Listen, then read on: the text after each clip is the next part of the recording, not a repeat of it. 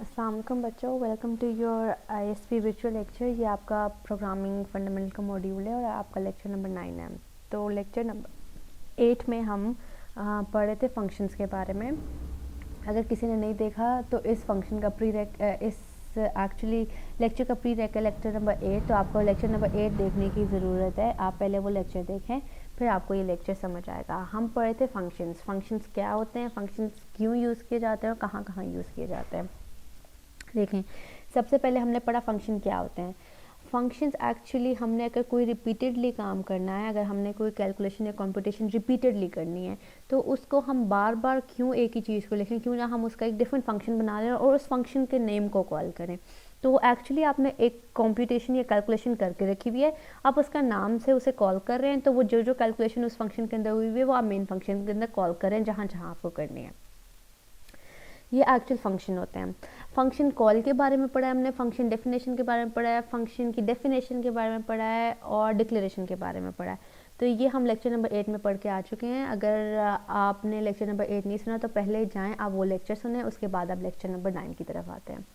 देखें, फंक्शन कहाँ कहाँ यूज़ होते हैं। फंक्शन हम लूप में भी यूज़ कर सकते हैं, डिसीजन मेकिंग मतलब इफ एल्स में भी यूज़ कर सकते हैं, और फंक्शन आप हायरार्किकल और लेयर्ड और फैशन वे में के मतलब फंक्शन आप फॉर वाइल डू वाइल के अंदर भी यूज़ कर सकते हैं कि आपने एक फंक्शन बनाया, उसके अंदर आपने फॉर लूप भी यूज़ किया है, वाइल भी यूज़ किया, डू वाइल भी यूज़ किया।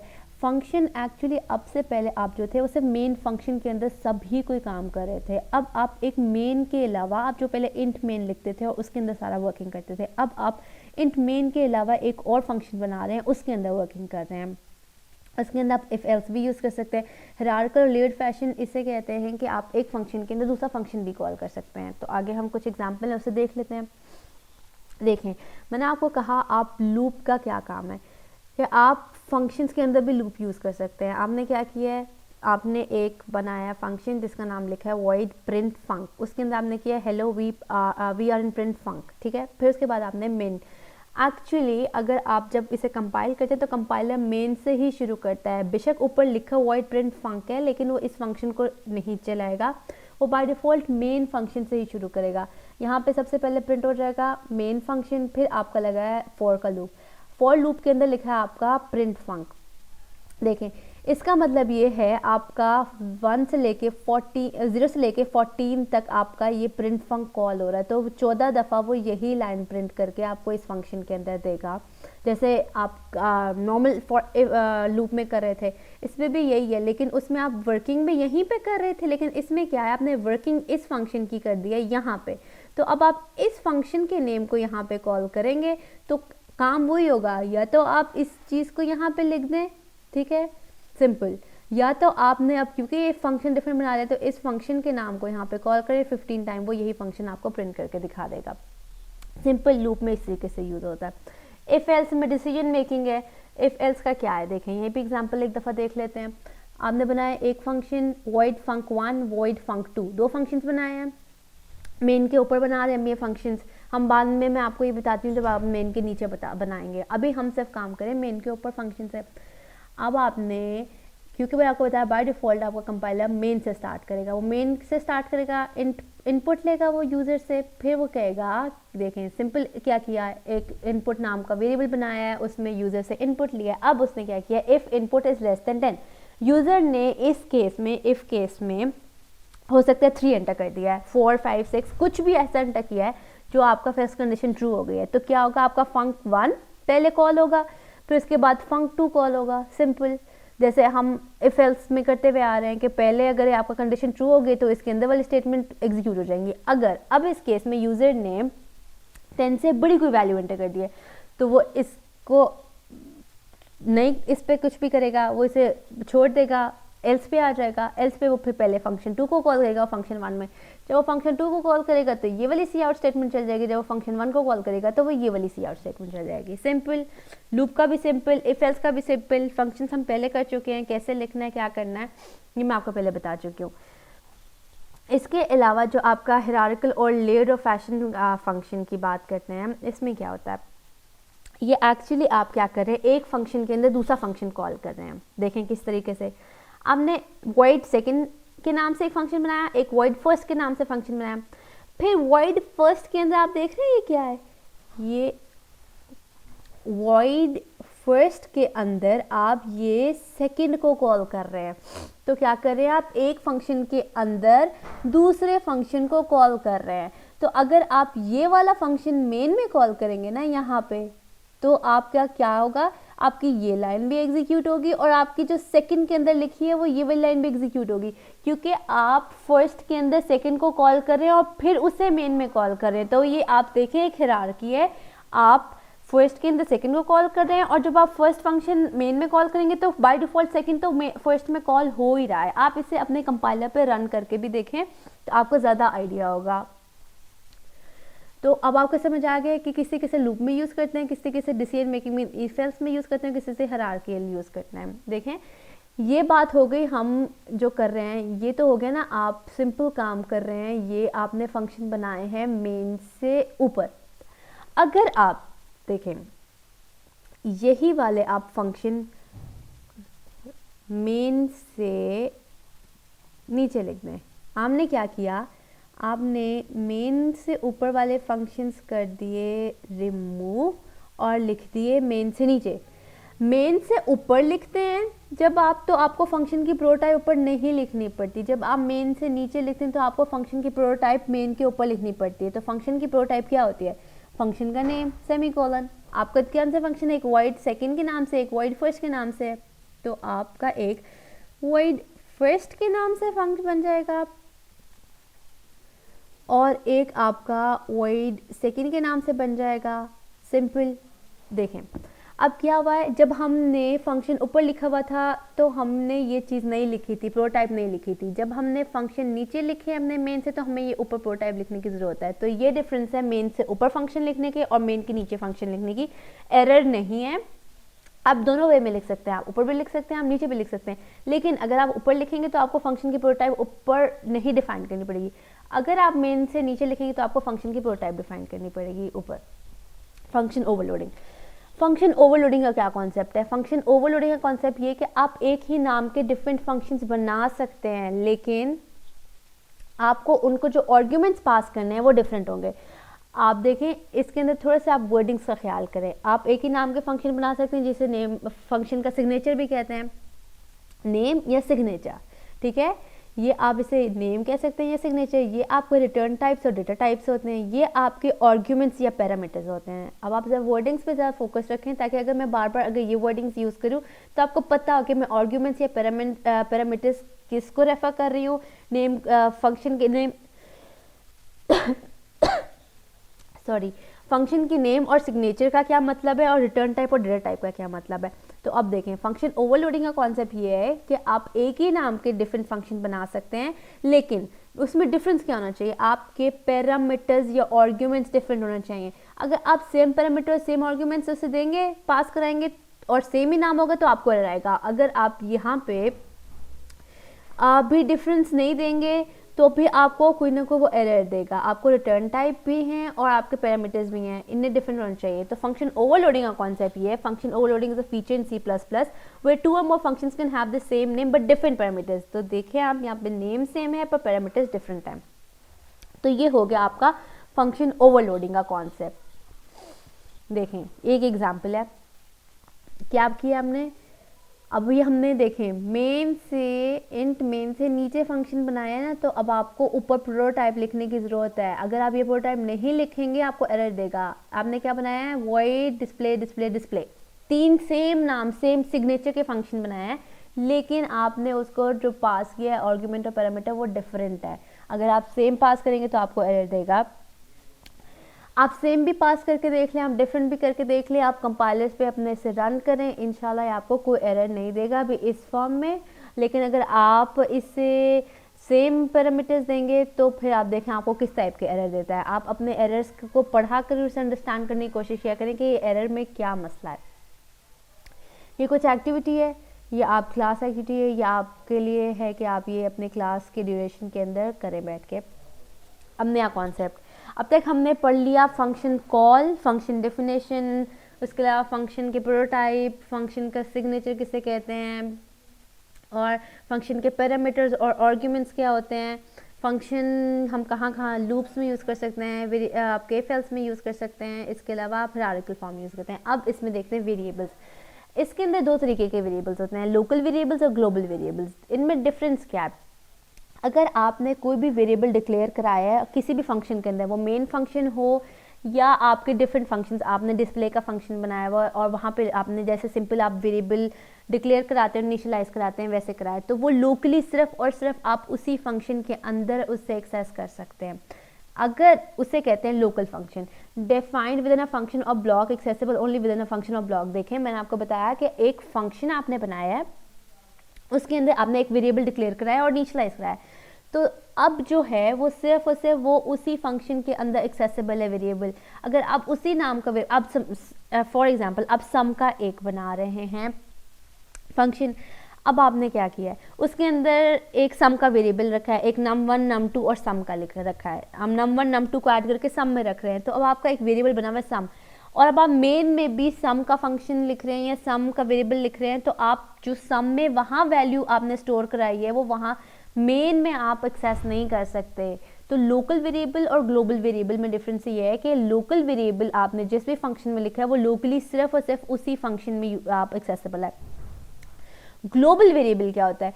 ग्लोबल वेरिएबल ये होता है आपका, आप वो वेरिएबल फंक्शंस के से बाहर लिख दें, ऊपर जहाँ पे आप लिख रहे हैं ना अपनी लाइब्रेरी फाइल्स और हेडर फाइल्स, वहाँ पे आप अपना कोई वेरिएबल डिक्लेयर करा दें, इनिशियलाइज करा दें, वो अब आप हर फंक्शन के अंदर एक्सेस कर सकते हैं।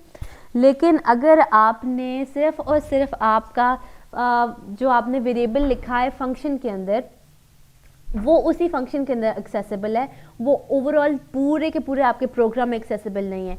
पर जब ग्लोबली आप ऊपर लिख रहे हैं तो अब वो किसी भी फंक्शन के अंदर एक्सेस कर सकते हैं। तो ये आपका हो गया लोकल और ग्लोबल वेरिएबल का concept. Variable defined outside all function, it is accessible to all function within its scope. देखिए मैंने जैसे कि आपको कहा कि लोकली जो है आपने जो लिख दिया वो आपका सिर्फ और सिर्फ फंक्शंस के अंदर आप एक्सेस कर सकते हैं। ग्लोबली आपने सबसे ऊपर लिख दिया तो अब आप उसे फंक्शन किसी भी फंक्शन के अंदर एक्सेस कर सकते हैं। ये एग्जाम्पल है, इसे देख लेते हैं। ये आपकी रीडिंग के लिए है या आप अपनी रीडिंग करें, आप अपने लोकल और ग्लोबल वेरिएबल्स क्या होते हैं, आप कुछ ट्यूटोरियल्स एक्स्ट्रा देखा करें और आपकी लर्निंग के लिए बेहतर है। अच्छा, तो अब लोकल वेरिएबल का कॉन्सेप्ट मैंने आपको जो बताया, अब आपने ये जो int num equal to 1 locally इस मेन फंक्शन के अंदर लिख दिया है, और अब आपने ये int num जो है इक्वल टू 20 ये इस फंक्शन के लिख दिया है। देखें जब आप रन करेंगे तो ये आपको इस फंक्शन के अंदर num1 है वो डिफरेंटली एक्सेस हो रहा है, वो सिर्फ इस फंक्शन के अंदर हो रहा है, और जो num2 है डिफरेंटली हो रहा है, तो ये ओवरराइट नहीं करेगा। इवन दो एक ही नाम का वेरिएबल है वो ओवरराइट नहीं करेगा, क्योंकि वो दो डिफरेंट फंक्शन में लिखा हुआ है, वो डिफरेंटली वर्क करेगा। आपको समझ आया कॉन्सेप्ट कि यहाँ पे ये num1 जो है वो अलग वेरिएबल है, यहाँ num2 जो है वो अलग वेरिएबल है। जबकि मैंने पहले जब हमने वेरिएबल्स के बारे में पढ़ा था तो मैंने आपको बताया था कि आप एक ही नाम के दो वेरिएबल नहीं कर सकते एक प्रोग्राम के अंदर, लेकिन आप एक फंक्शन के अंदर जो लिख रहे हैं और दूसरे फंक्शन में लिख रहे हैं आप उन्हें सेम नेम कर सकते हैं और डिफरेंट वैल्यूज दे सकते हैं, वो ओवरराइट नहीं करेंगे, वो दो डिफरेंट वेरिएबल्स के तौर पे वर्क करेगा लोकली, क्योंकि वो इसमें सिर्फ और सिर्फ एक्सेसिबल है और ये इसमें एक्सेसिबल है। ग्लोबल में क्या है? ग्लोबली आपका ये आपने ग्लोबल लिख दिया मेन से ऊपर या किसी भी फंक्शन से ऊपर आपने ऊपर लिख दिया, अब आप नीचे कहीं पे भी इसे एक्सेस करना चाहें वो आपको इजीली ग्लोबली एक्सेसिबल हो जाएगा। ठीक है, ये हो गया आपका इसका कॉन्सेप्ट लोकल और वेरिएबल का। Default arguments, values passed automatically if arguments are missing from the function. देखिए मैंने आपको बताया था आर्ग्यूमेंट्स, और आप देखें आपके आर्ग्यूमेंट्स और आपके पैरामीटर्स जो हैं वो क्या होते हैं, ये इधर देखें, ये आपके आर्ग्यूमेंट्स और पैरामीटर्स हैं। जो डिफ़ॉल्ट की मैं बात कर रही हूँ ना उसमें ये कि अगर आपने इनको कोई वैल्यू पास नहीं कराई डिफ़ॉल्ट, तो जो कि आपके फंक्शन की तरफ वर्किंग हो रही है वो उसको खुद ब खुद वही पास करा देगा डिफ़ॉल्ट वाले में। ये देखें value pass automatically if arguments are missing from the function call. जब आप फंक्शन कॉल करेंगे तो उसको आर्ग्यूमेंट्स बाय डिफ़ॉल्ट वो खुद ही पास करा देगा। ठीक है,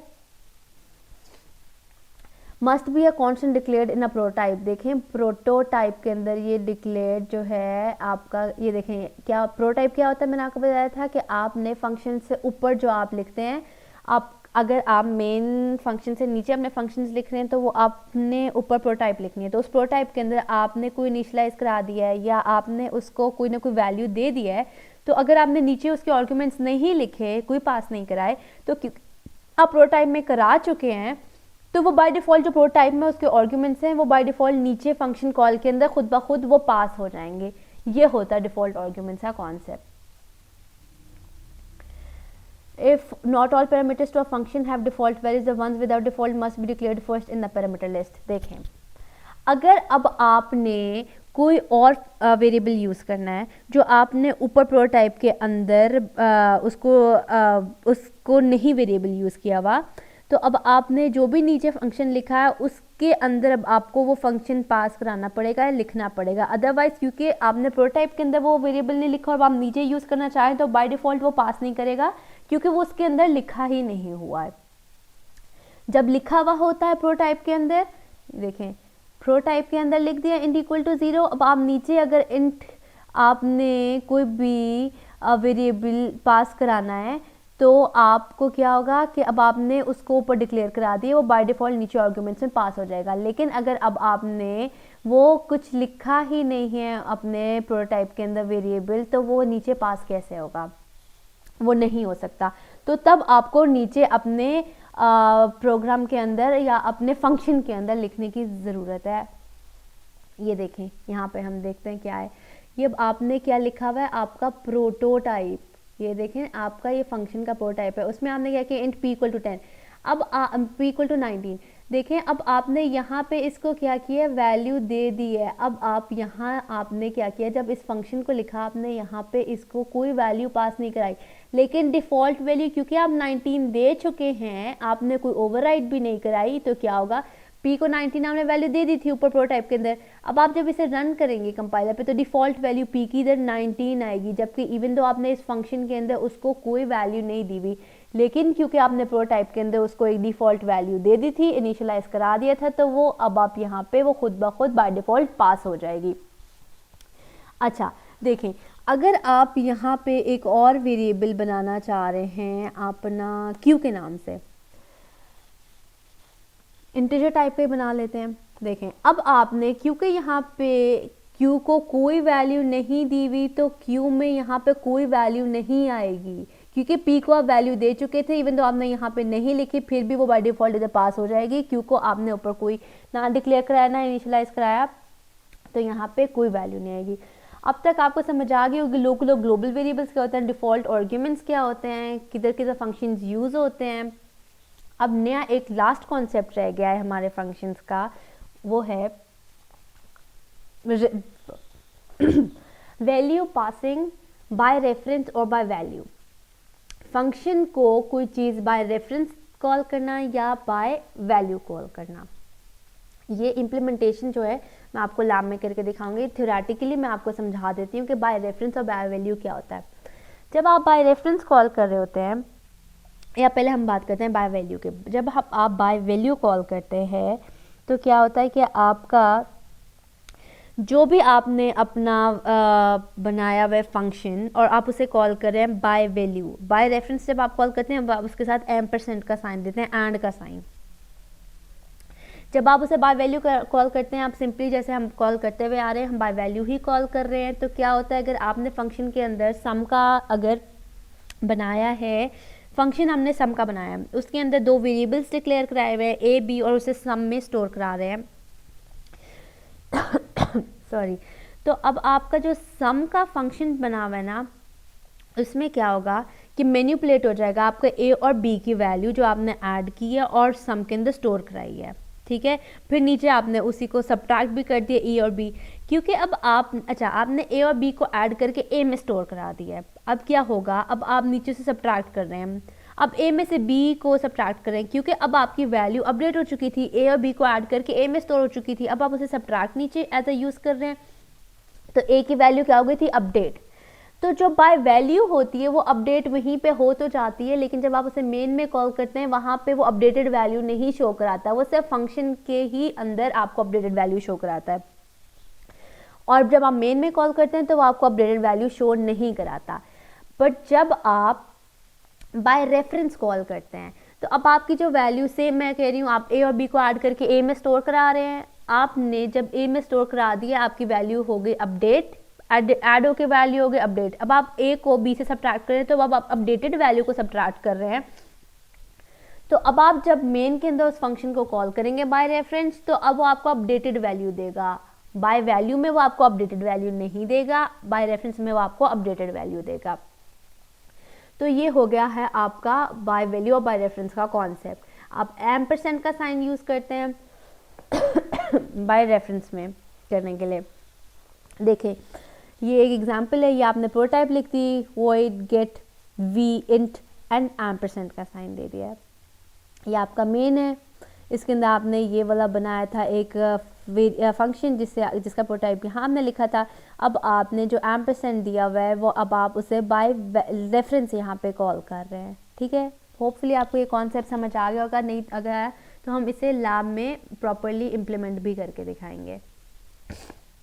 ये एक और एग्जांपल है, ये भी आप देख लें, ये भी इजी सी है और ये कुछ एक्टिविटी गिवन है, इसे आपने करना है। होपफुली आपको अब समझ आ गया होगा कि फंक्शंस क्यों होते हैं, किस लिए यूज़ करते हैं, फंक्शन कॉल क्या होती है, फंक्शन डेफिनेशन, फंक्शन डिक्लेरेशन क्या होती है, by value, by reference, global, local variable. ये एक थोड़ा वास्ट टॉपिक था और ये 2 लेक्चर्स में डिवाइड किया है। अगर फिर आप कोशिश करें कि अगर आप लोगों को ये समझ आ जाएगा ना आए तो आप अपने लेक्चर नंबर 8 से रेफ़र करें और अपने लैब्स को इसके साथ करें।